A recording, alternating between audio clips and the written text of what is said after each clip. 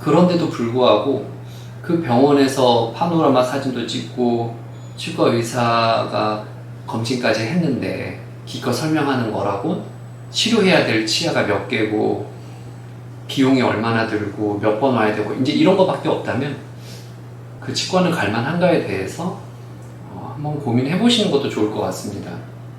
그리고 이런 거는 파노라마 사진을 찍어서 선생님께 검진받고 상담을 받아봐야만 알 수 있는 거기 때문에 여러분이 방문한 치과가 괜찮은지 안 괜찮은지를 알려면 결국에 돈을 더 쓸 수밖에 없어요. 안녕하세요. 동네 치과 의사 공동혁입니다.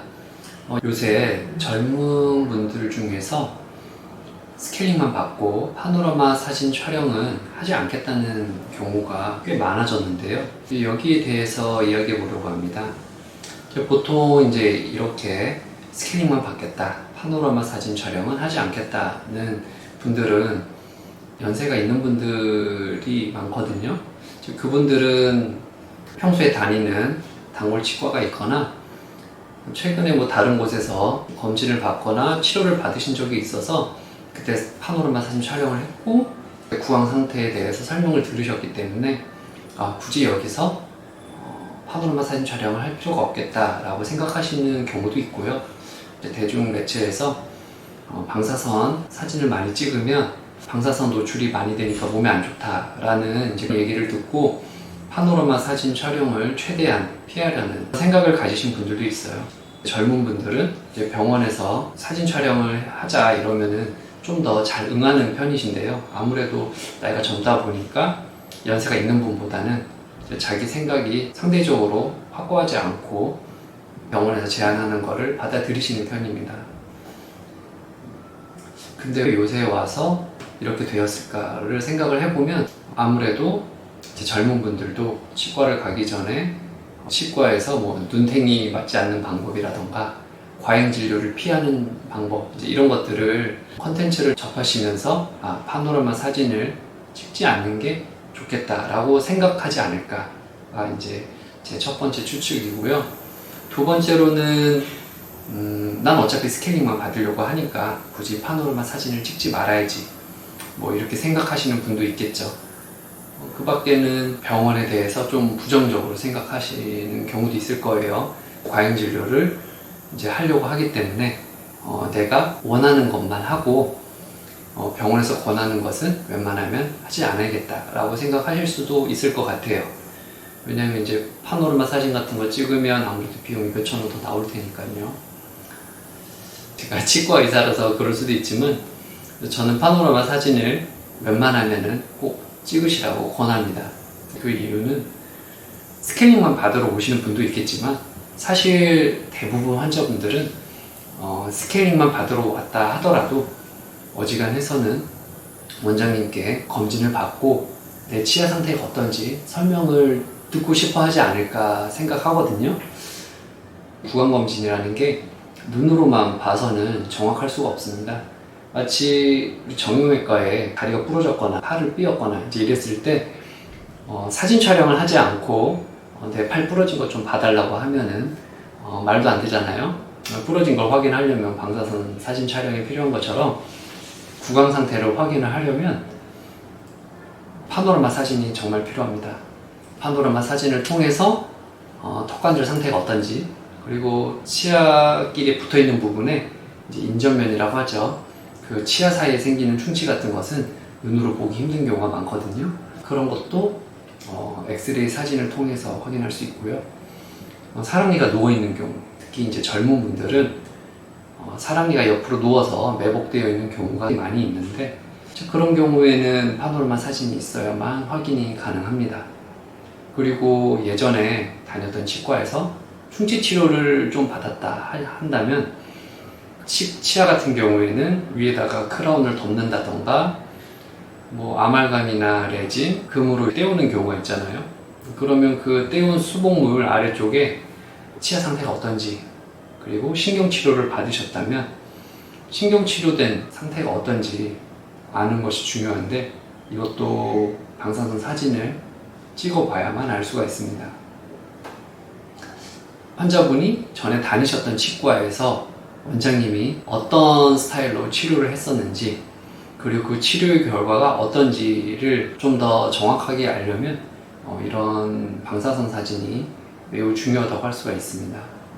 여러분이 많이 걱정하시는 그 방사선 노출량이라는 게 파노라마 사진 한 장을 찍었을 때 노출량이 상당히 적거든요. 뭐 하루에 허용되는 방사선 노출량이라는 게 있잖아요. 그러면 하루에 뭐 50장 찍어도 괜찮아요. 그 정도로 노출량이 적기 때문에 이것 때문에 내 몸이 좀 더 나빠지지 않을까에 대해서는 그렇게 크게 걱정하지 않으셔도 되겠습니다. 이런 것뿐만 아니라 환자의 입장에서 또 설명을 하자면 파노라마 사진을 찍음으로써 그 치과가 환자에게 어떻게 설명하는지 확인할 수 있거든요. 파노라마 사진까지 찍었는데 원장님이 검진도 안 한다, 위생사가 와서 쓱 보고 설명을 한다, 이제 그러면은 뭐 더 갈 필요도 없는 치과겠고요. 치과 의사가 와서 검진을 했는데 뭐 별다른 설명을 하지 않고 간다. 물론 치아 상태가 너무 좋아서 정말 치료할 것도 하나도 없고 설명 들을 게 없다면 정말 좋겠지만, 사실 이런 경우가 그렇게 많지는 않은 것 같아요. 이제 그런 분들은 보통 본인이 꾸준히 다니는 치과가 있고 워낙 성실히 다니시기 때문에 파노라마 사진 촬영 없이 스캐닝만 받으러 가겠다라는 생각을 잘 안 하실 것 같습니다. 대부분은 구강 상태에 대해서 설명을 좀 듣게 될 텐데, 치과에서 기껏 설명한다는 게 검진은 치과 의사가 했는데 위생사 선생님이 와서 치료할 게 뭐뭐뭐 있고 뭐 총 치료비가 얼마고 얼마나 걸린다, 뭐 이제 이런 정도의 설명만 한다고 하면은 아쉽지 않을까라는 생각이 들어요. 왜냐면 단순히 충치가 있고 없고의 문제가 아니라 그 구강 상태를 보면은 환자분이 단 거를 자주 드시는지, 양치질은 잘 되는지, 턱관절이 문제가 있는지, 입은 잘 벌어지는지, 사랑니가 누워있는지, 예전에 치료받았던 수복물의 상태가 좋은지 나쁜지, 아니면 예전에 다녔던 치과의 치료 결과가 괜찮은지, 아니면 뭔가 문제가 있는지, 이렇게 설명할 게 굉장히 많거든요. 그래서 저희 병원에서는 신원 환자분이 오시면 제가 상담하는데 30분이 넘어가는 경우가 흔히 있습니다. 뭐 치료 받으실 게 많다고 하면은 30분은 그냥 넘어가고요. 충치 치료까지 받으려고 할 거 있으면 좀 받고 가야지 라고 생각하고 가볍게 오셨다가 1시간 내내 상담 받고 스캐닝만 받고 가시는 경우도 있어요. 시간이 없기 때문에. 그만큼 환자분께 알려드릴 수 있는 내용이 많이 있거든요. 그런데도 불구하고 그 병원에서 파노라마 사진도 찍고 치과 의사가 검진까지 했는데 기껏 설명하는 거라고 치료해야 될 치아가 몇 개고 비용이 얼마나 들고 몇 번 와야 되고 이제 이런 거밖에 없다면 그 치과는 갈만한가에 대해서 한번 고민해 보시는 것도 좋을 것 같습니다. 그리고 이런 거는 파노라마 사진을 찍어서 선생님께 검진받고 상담을 받아봐야만 알 수 있는 거기 때문에 여러분이 방문한 치과가 괜찮은지 안 괜찮은지를 알려면 결국에 돈을 더 쓸 수밖에 없어요. 뭐 스캐닝만 받을 때에는 위생사 선생님이 스캐닝하고 그 선생님이 아는 한에서 뭐 간단한 설명이나 하겠죠.